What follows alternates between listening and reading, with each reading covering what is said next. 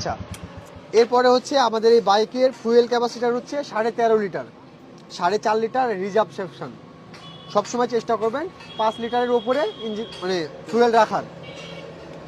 আর এইখানে যে গোল সার্কেলটা দেখতে পাচ্ছেন, 13.5 লিটার তেল আমাদের টাঙ্কিতে আটবে। অবশ্যই 12.5 লিটার অথবা একটু 13.5 লিটারের একটু কম ফুয়েল উঠাবো সবসময়, যাতে ওভারফ্লো করার চান্সটা না থাকে। আমাদের এটা ওভারফ্লো করলে গাড়ির অনেক ধরনের প্রবলেম দেখা যেতে পারে। আর বাইকটা রাইড করার সময় স্যার অবশ্যই চেষ্টা করবেন ফুল প্যান্ট এবং শু পরে থাকার, কারণ আমাদের ইঞ্জিন ক্যাপাসিটিটা একটু বড়, ইঞ্জিনটা একটু বেশি পরিমাণে হিট হয়। আর সাইলেন্সার প্রোটেক্টর যেহেতু এখন নাই, ছোট বাচ্চা সামনে না বসানোটাই বেটার, পিছনে বসাবেন। বাচ্চাদের পা এখানে ঠেকে গেলে ক্ষতির আশঙ্কাটা বেশি থাকে। আর বাইকটা অবশ্যই সেফলি রাইড করার চেষ্টা করবেন, কারণ জীবনের চাইতে বাইকের চাইতে জীবনের মূল্যটা অনেক বেশি। বাইকটা অবশ্যই স্যার সেফলি রাইড করবেন। Thank you.